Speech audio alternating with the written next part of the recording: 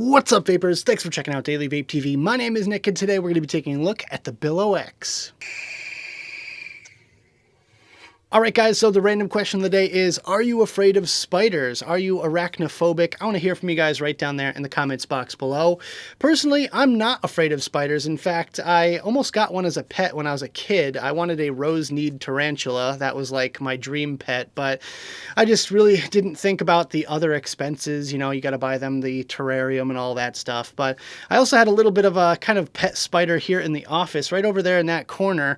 I used to let a spider chill here because he would eat all of the flies, but he has since disappeared, and now I have fruit flies in the office. But what are you gonna do? I want to hear from you guys right down there in the comments box if you are afraid of spiders or not. Right, so this is the Billow-X from a company called Ehpro, with a big huge shout out and thank you going to Heaven's Gifts for sending one of these my way for the purpose of making this video. This is definitely one of the better, less expensive RTAs that are out there on the market, but it does still have some flaws. So taking a quick look online, this device is available in 3 different colors for you to choose from. You have a black version, a stainless version, and a gold version as well.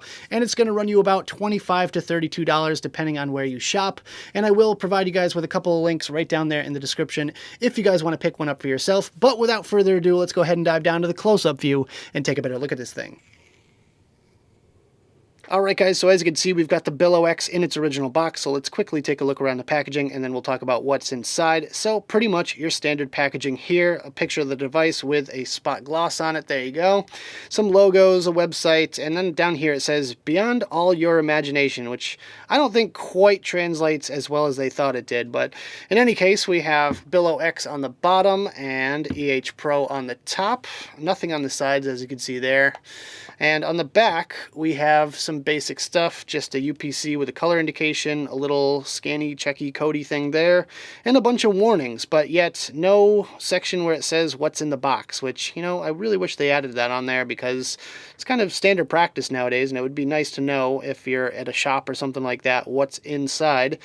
But anyways, let's just take a look at what's inside. Here you go, you just watch this video. We have the owner's manual, which inside here it has a little QC check card, you know, typical stuff there, and ooh, a product warranty, terms and conditions, and all that. Ooh, then we have a foldy-outy manual, nothing too special there. I mean, it's only like 3 pages, so it is microscopic printing. I'm gonna knock off 3 points just because this printing is so small. We have a bubble glass. This is the 5.5 ml tank. We have, of course, the device itself, the Billow-X, with the installed straight glass, which I believe is either 4.5 or 4, I can't remember. And then we have our box of goodies. This is a little tiny box, which includes pretty much standard stuff. Your pad of cotton with a nice resealable bag. There's a lesson for you, Watofo. We have some pre-made coils, which actually look pretty darn good. I haven't used any of them, but they look pretty nice. Not sure what kind they are. Kind of look like staggered fused or multi-core fused, not sure. And we have our obligatory baggy O parts. We have some O-rings, we have some replacement screws, we have an Allen key, and all that good stuff right there. And that is all that's in the box. Alright guys, let's talk about the specs. First of all, it's 27 millimeters in diameter. It's a stainless steel and Pyrex glass construction, threaded top fill design, 4 mil capacity or 5.5 mil with the bubble glass, gold plated staggered 4-post deck, designed for dual coil configurations, coils secured via hex screws with vertical tension, 4 large wicking ports, peak insulation throughout, bell-shaped chimney design that concentrates flavor, dual adjustable bottom airflow control, which are 15 millimeters by 1.5 millimeters each, and it has a gold-plated 510 pin. Alright guys, so let's go over some of the basics on the Billow-X, starting off with the drip tip. Now, pretty much your standard acrylic 810 drip tip here, nice and wide bore, friction fit, nothing too fancy, but all 3 colors of this Billow-X come with this style acrylic drip tip, so I'm not really sure if I like the colors too much in this tip. I don't know, it matches really nice with my Puma box, but overall I'd say probably the least attractive color combination if you ask me. But there you go, 810 right down there in the middle.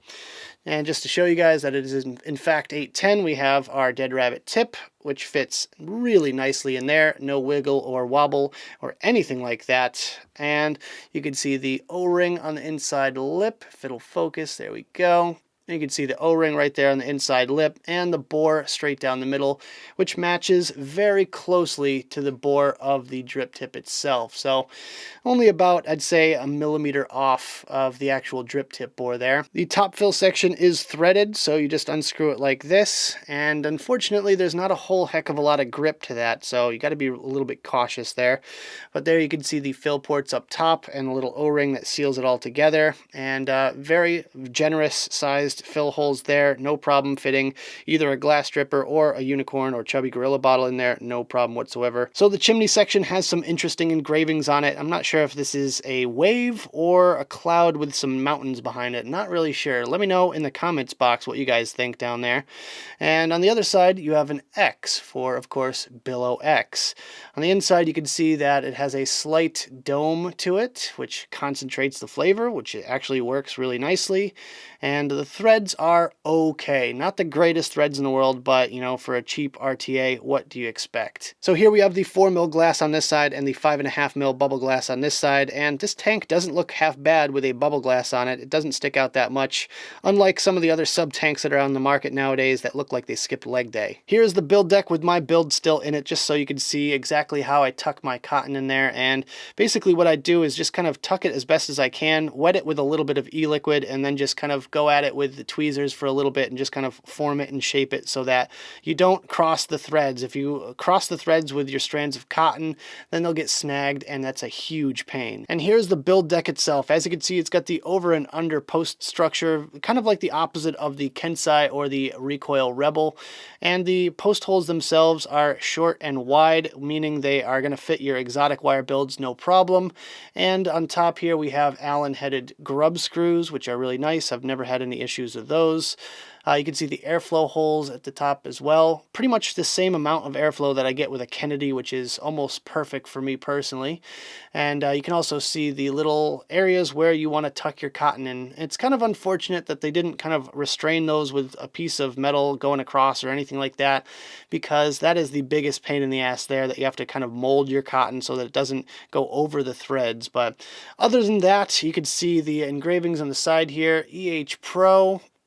And on this side here we have Billow-X.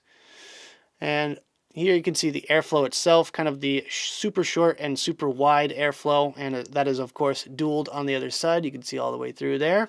Fully adjustable, of course. And on the bottom we have designed by Ehpro and a serial number. And that's pretty much it. So let's go back to the main screen, have a quick vape on this thing, and we'll talk about it some more.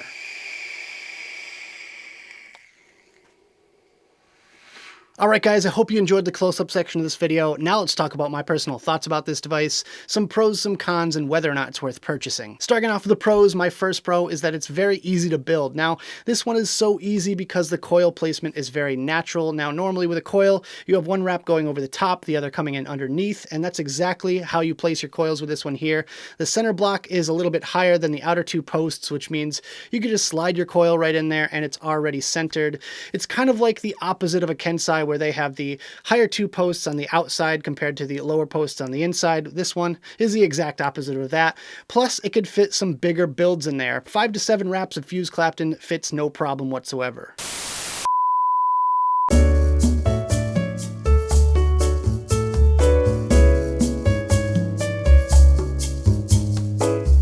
My third pro today is the flavor. Now, that's something that really surprised me with this one here, considering the price point being only $25, and I've got some $75 RTAs that can't hold a candle to this flavor that I'm getting off of this one right now.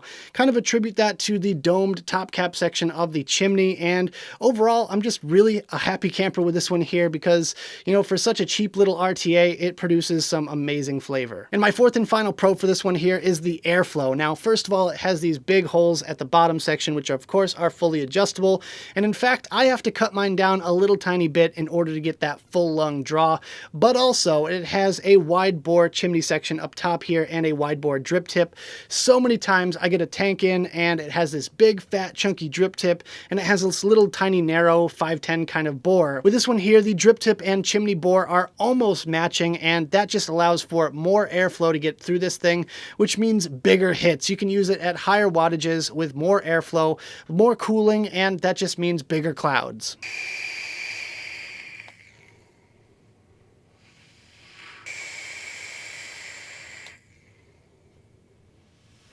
Alright guys, so moving on to the cons, my first con is that it's a pain in the ass to wick. That is my biggest problem with this device here, is that it takes a lot of extra time and patience and practice while wicking this thing.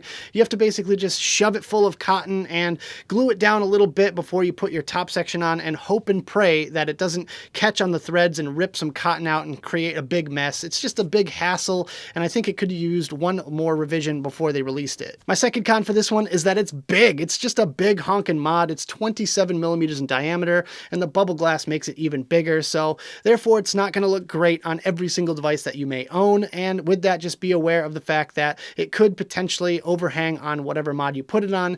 It looks decent on this Puma 200 watt by Vaporstorm, but other than that, I can name you a handful of mods that it's going to overhang on. And my third and final con for this device is that it's a screw-off top fill. Now, this con is a little bit more than just my typical screw-off top fill complaint. It's also the fact that the diameter on the top fill cap is a little bit smaller than the ring just below that, attaching the chimney section to the build deck, and that means you could potentially unscrew both at the same time, which unscrews the tank and just causes a huge mess. So be very aware of that fact if you do end up purchasing one of these for yourself. Do not unscrew both sections at the same time. You only want to grab the smaller of the two and unscrew it to fill it, which can be a little bit of a pain in the ass, like I typically complain about.